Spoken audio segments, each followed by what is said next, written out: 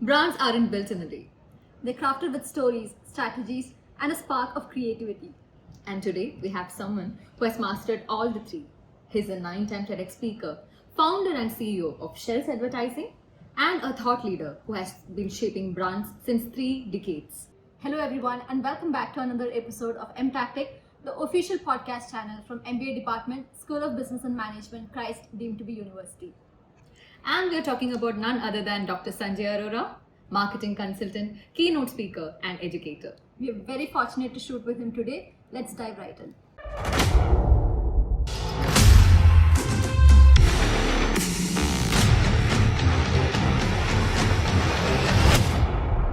Hello, sir. Hi. First of all, thank you so much for joining us in this short time.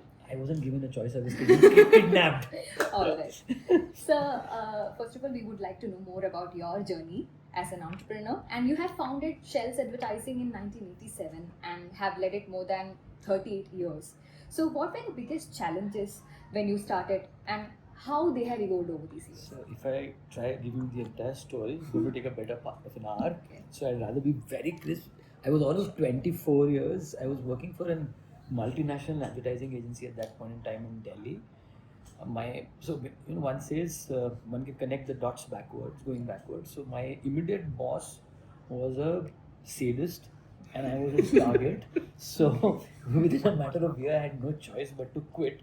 I was very perturbed since I was leaving an MNC job, and people die to get such a job, and I couldn't stay there because he created an atmosphere where I just couldn't hang around. So that point in time, I was so frustrated. I didn't know what to do. So I came back to my hometown, which is Nagpur. I come from a very small town. It used to be small town, not anymore.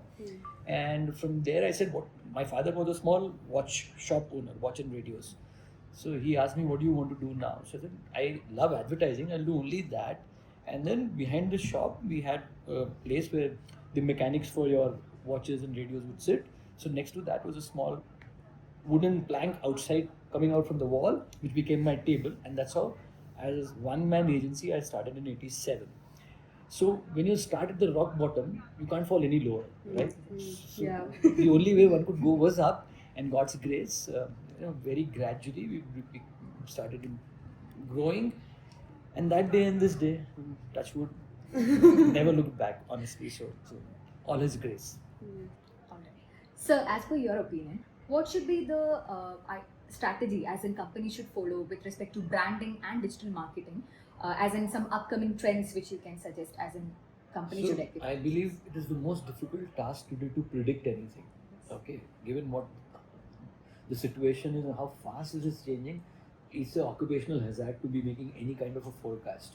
But yet I believe now the receiver is more important than the sender of the message. So the brands will be created by the audience themselves.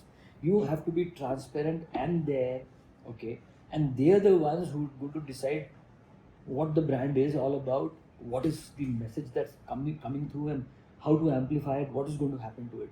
Once upon a time, when there were gatekeepers like editors, etc., you could decide what would be the specific message that would go out. No one could tamper with that message. This started changing about 8-10 years ago, and today it's completely the other side. The leverage today is with the audience, with the consumer. One wrong step, you're gone, you're dead, you're finished. So you have to be very, very careful about everything that you do in this. It's like standing on a public square and having a bath there, okay, as transparent as that. So you have to be very sure who you are, who are you. You can't fit through anything anymore. Otherwise, it's disastrous for the brand. So, as aspiring marketers, what advice would you like to give us on this, sir? I think I envy you more than anything else, because it's never been easier for a marketer. Yes. Just one instrument and your idea, and you can do anything that you want today, which was never so easy. Never so easy, yet never so complicated. So you're a blessed generation, I always say this, where if you really have a strong idea and you know how to master this and deliver it, you don't need anything else. You don't need anyone else. You're good all alone. Okay, so you learn to master this and get the idea. Two things put together, and you're there. So, my question is about what are some personal values that you think has guided you throughout your work, like as an educator, as a leader, as a business consultant, etc. So I think, like when we talk about brands, brand begins with a purpose. Okay, then purpose brings a vision, mission, values. Values bring behavior. This is how we build the DNA of any brand, and that is exactly like what happens in a human being too. So you have a purpose, and unless you identify your own purpose, okay, there is you probably will never be as successful as your potential is to be. And once that is in place, that I am on this planet to achieve this, all right, then your value system, which has to be really strong. So your ethical values have to be in place if you have to go the long run. Short run, shortcuts work, but sooner or later they lead to a dead end. Okay, if I've lasted 40 years in this business, 41 years, 39 of my own agency, and 2 years before that, I think it's nothing but one is having the value system in place, which is being your ethics being right, and two is a constant learner. So imagine a ancient guy coming from 1963 and being reasonably popular on Instagram, and people finding you wherever you are. Doesn't happen often. Why could it happen? Is, I think, the constant process of learning has always been. That's why when I started, there were no computers. Each ad was made with hand. Everything was drawn by hand. Typography was made with hand. Okay, from that era to when computers came in 10, 20 years later, to when uh, editing software came in, to when now you could create anything with just a prompt. Okay, so seen this entire era, plus tried to grapple with it and tried to learn and master it also.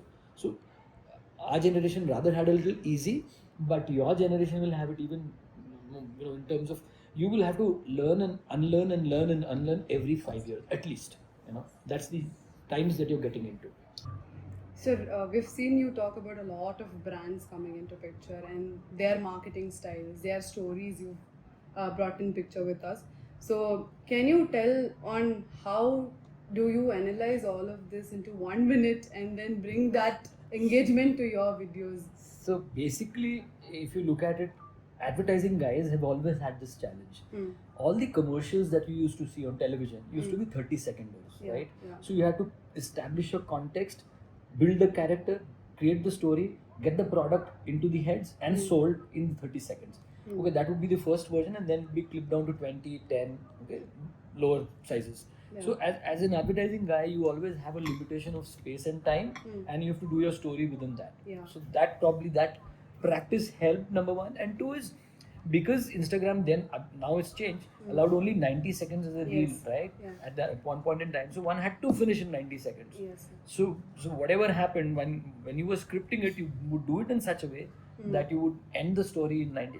And one thing was very clear in my mind: unless you can storyfy an idea, you can't get it across. Yeah. Okay, just data will never stick. Yes. So you have to storyfy the idea, whatever you've thought of. Think of it as a professional script, write it in a way that it fits into that 90 seconds and deliver it. So storytelling becomes a lot. And within 90 seconds. Yes. Rather than advertising commercials work in 30 seconds. If they can work, why can't we? So with the attention span of this generation, how do you think we'll stick up with Yeah, that? I think we hold the wrong placard outside this generation. This generation is keen when there is something interesting happening. You all watch 2-hour podcasts too, right? Yes, Don't you all? yes, Okay? yes. So the attention span is not a problem. The problem is you should get what you're interested in. The moment that is delivered to you, you have. Otherwise, the earlier generation stuck around to things because they didn't have a choice. Yeah. Today you're bombarded with choice, so you will not stick around with anything that is shitty. Okay, so the moment you're served something which is good, you're there. Yes. So there's no question of the attention span shrink because of stupendous amount of choice. That's about it. Yeah. So this is a rapid fire round. 5 questions, you can answer them fast. One brand campaign you wished you had created. Fevicol. Fevicol. Digital or traditional marketing, if you had to choose only one. Today, digital marketing. No ways you can go back to traditional. Oh. The best advice you've ever received in your career. That's a difficult one. One you could give us. Learn all through your life. Every One- moment. Yes, sir. One book or TEDx talk everyone in marketing should read or watch. Confessions of an Advertising Man, David Ogilvy. that's the book that created my life. So yeah, I can strongly recommend it to anyone. Oh, thank you, sir. Last question. If not a marketeer, what would have you been?